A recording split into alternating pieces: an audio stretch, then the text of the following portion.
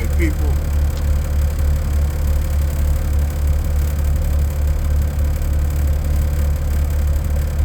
It is flipping cold outside up here in Dallas. Every now and then they pretty much get a lot of winter weather, you know, because they basically, northern Texas is basically in the temperate zone, like, you know, Missouri, Ohio and shit. This part of Texas is in the temperate zone, so they gonna get, like, you know, the weather like the Midwest and all that shit, you know, like Tennessee, because where it's located. This part of Texas where it's located. But,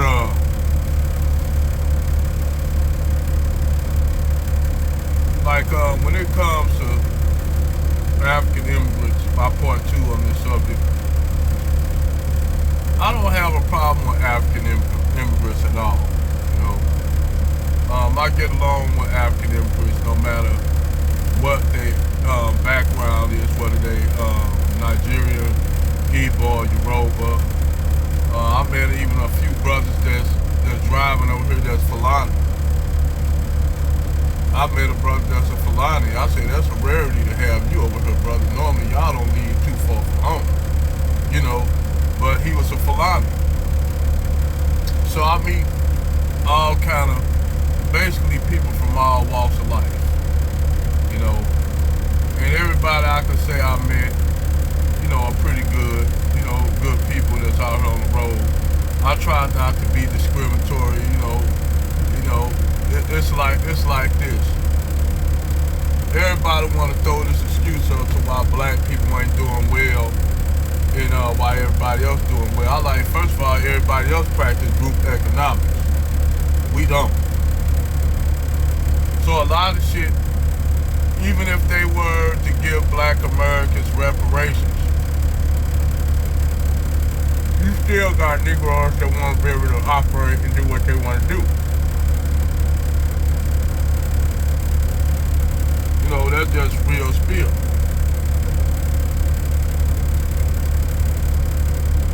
But overall, you know, when you look at the relationship between blacks and Africans from the continent, it's a lot of mudslinging that be going both ways. You know, it's a lot of mudslinging and shit. I'm gonna tell you like this. And a lot of that stuff is created by the dominant society that created the narrative to have black Americans, foundational black Americans at Africans' throat. Now, I mean, for the most part, I don't have a problem with Africans. Whether they Nigerian, there's people that say, well, I've been called a Kata by Nigeria. I ain't never been called a Kata or nothing that by Nigeria. I ain't never been disrespected by Ethiopia. Actually, I had an Ethiopian brother, you know, that wanted to give me his daughter for marriage. Prior to some of that might take, I said, man, I'm sorry, I'm already married. You know? But he was a good guy, man. And I don't have a problem with Africans coming over here. And you know, it just, you got some that be on some disrespectful shit. You know, and it's on, then you already got the tribalism between them that comes from the continent. Like, take for instance, Somalis. This Somali found it hard to believe, and he called me a Jarir. I don't know what a Jarir means, but I know what an Abid mean. I know what a Kata mean.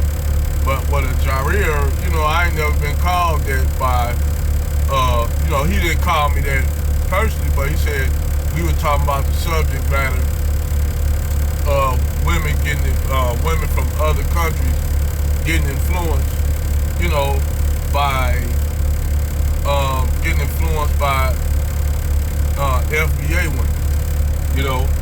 So that subject came about, and I said they do in workplace, these women get influenced. And he pretty much said some disrespectful shit. Like, Our women would rather lay up with a gorilla than a Jarir. So I called a Somali friend of mine and asked him what a Jarir was.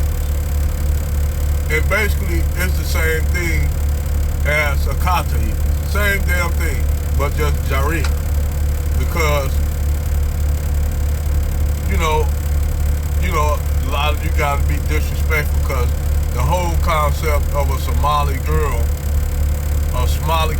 getting turned out by a dude, American black dude, it's incomprehensible to them. When I just told this dude, hey, I can give you facts that this chick is a Somali girl. She came over here with a Somali mom. Her dad died in the war. So a lot of them women, when they have children, they come over here single parents. And you raising girls and you raising boys. And you wish for the best for them, but being a single mom, your husband died in the war, you brung over here, you basically gotta be a single mom. You know? So, you ain't really getting no male guidance, even though you live in a Somali community, but you getting influenced by Western culture. You went from wearing a hijab to not wearing a hijab. And a prime example of this, to this dummy that I was telling this to, I said that the Somali girl that was up there in Canada, in Montreal, who got beat to death by Becky. Because, Becky, I guess, Becky knew that she could take her because Becky, they size you up if they can. So the Becky beat her to death and technically got away with manslaughter. They gave her a lesser charge. And I told the Somali dude that it ain't because she's Somali, it's because she got killed by a Becky, a white woman. They not gonna see their own go to jail on your behalf. And she was doing that trying to get with a brand. She was doing all that shit to get with a brand. She was trying to pull a brand. And probably some brand that was attracted to her, and the white girl got mad and beat her to death. So, I mean, this dude got in his face, he got kind of a little salty about it. I'm like, dude, look, I ain't gonna go back and forth with you, man. I'm telling you what I know. And the girl that I know, she got turned out by a Pookie. And got 3 kids by a Pookie. Did I say she got multiple kids? No, she got 3 kids by a dude that was involved in criminal activity. He got locked up, so that left her a single mother. Now, over there in Somalia, women over there, that situation would have been dealt differently. But over here, what can you do? So, she was forced to raise 3 children that she got out of wedlock. And then you just say, ain't no Somali girl gonna mess with no Jarir shit. You think that, okay. And they just be ignorant about that shit, man. That shit. But anyway, other than that, I mean, I heard Africans say shit like it was one account where a chick, this guy was speed dating, and she called the dude talking about how you cook certain African American meals. So she got frustrated, and what fucked me up is when a woman says she's Nigerian. Come on, man, you think she gonna know how to cook? That's why I said this shit. Some of this shit I don't believe. I don't believe it. I believe that that shit was bullshit because she came out and she said out the flip she Nigerian. So how the fuck you think she gonna know how to cook collard greens and shit, nigga? Yeah, it'd be different if you said she know how to cook jollof rice or some shit. But collard greens and shit, man, is she Nigerian? Come on, man. That was just dumb on this end. And now the fucked up part was she said that, I didn't come from no slaves, this, that. But I'm pretty sure that wasn't real. I think that was basically clickbait. I think it was clickbait. Cause it's like they try to create animosity towards blacks and black Americans and Africans when it really don't have to be. But the liberal media help do that by creating in the media that, well, you know, Africans are poor and this and that flies, this negative image of Africa they always give to black people, and black people say this and this. They say, well, I don't want to go to Africa. Then they show a video of Nigerian kids in the Delta, this part of Nigeria, and they jumping in raw sewage. The water, they pee and crap and drink out the same water. And what people don't understand, when you in a body of water is constantly moving. You know, it's like, for instance, when I went to Jamaica, I seen the Jamaican dudes that pissing right off into the Caribbean Sea. But motherfuckers like, and people swimming in. I said, that shit goes right out there. You know what else shit out there in them oceans? Whales, fish, sharks, everything shit. So you still hopping in water that animals done shit in. It don't make no difference. You hopping in other animals that shit, fish shit in the water. So you still, no matter what you do, when you go swim in a lake or somewhere like that, you are swimming in a body of water that got not only animal waste up in it, birds flying over and shit in it, a lot of raw sewage going into the ocean. A lot of motherfuckers don't know that. But I digress. Not saying, I'm not trying to say that it's not disgusting, you know. But I mean, they give you this negative image of Africans, whether they be Africans in Somalia. They gave a negative image of Somalia being a war-torn nation with kids with flies and shit flying over their head and starving. You know, and what's homeboy Trent Nagel's channel? I told him, man, don't put no image like that. I said, what do children got to do? Starving children got to do with the fuckery of what dumbass adults say? You know, I said I wouldn't use it. But me, I never had a negative experience with Africans. You know, no matter what part of Africa they're from. I never had no negative experience. Every experience I had with an African has actually been good.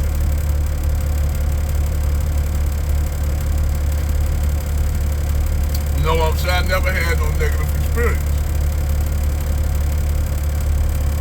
So, that being said, you know, I can't say that all Africans bad.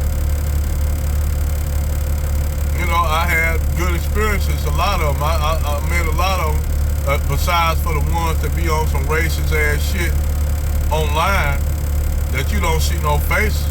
You don't know who them be. Sometimes them might be fucking they'll be Asian motherfuckers. It could be white supremacists disguising themselves. Those could be Arabs disguise themselves as Somali. See, you never know. You know. But a lot of this animosity came from basically the ABF, the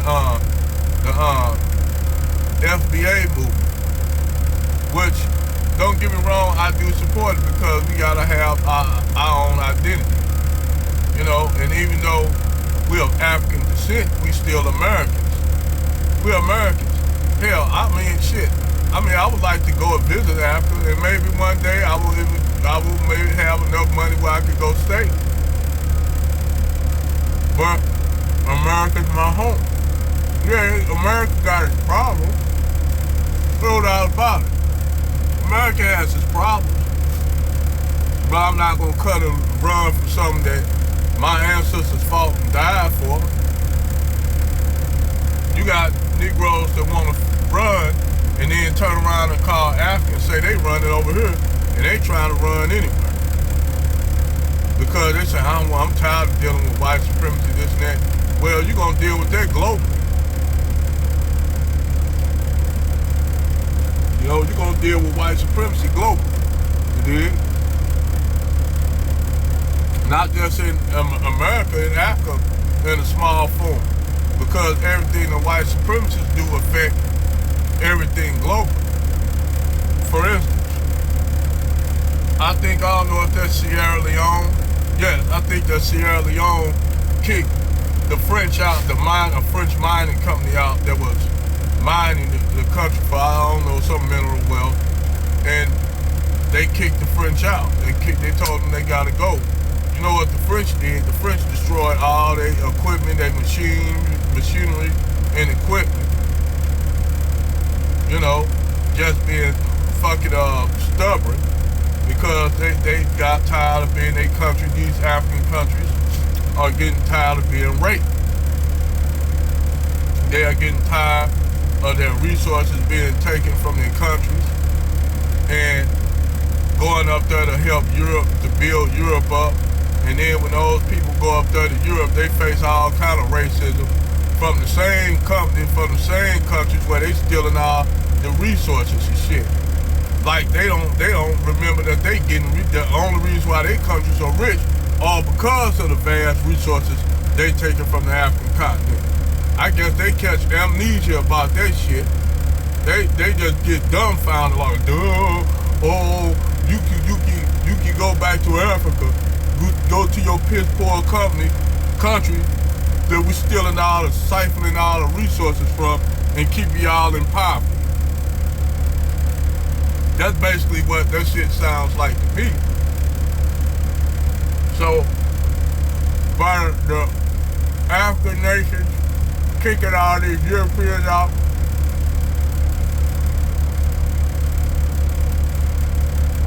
so somebody say, well, you got a problem with Europeans?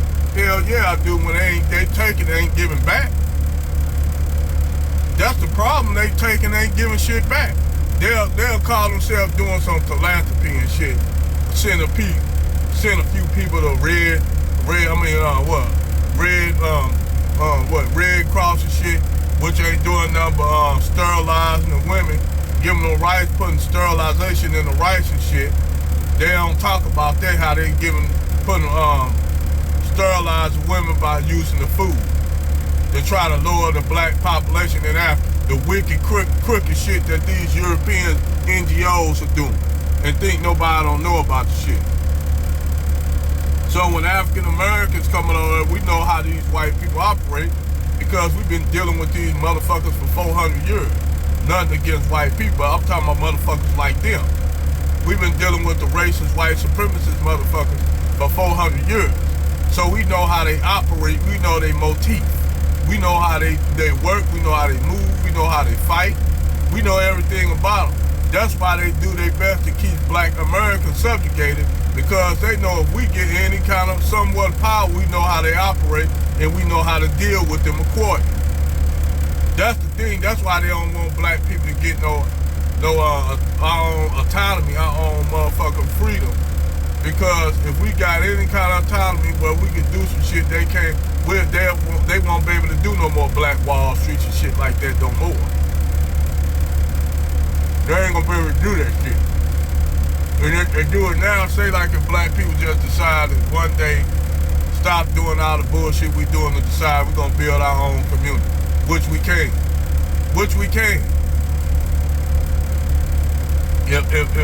If black people stop doing the goofiness that we do over here, like twerking, all that kind of crazy ass shit, getting high, doing all the goofy ass shit that we doing, and decide that all the black people decide we gonna get together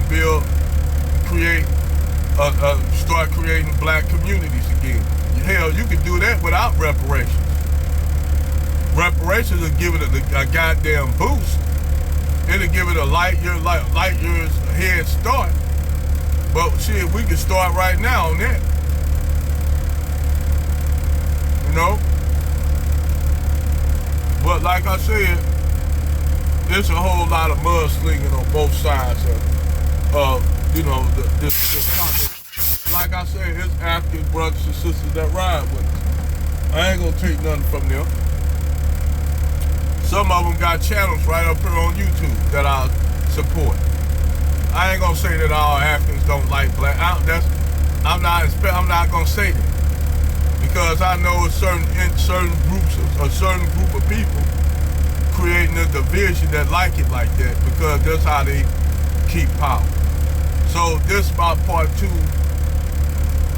on, you know, on that subject, you know, as far as on message to Africans. My part 2. Over now.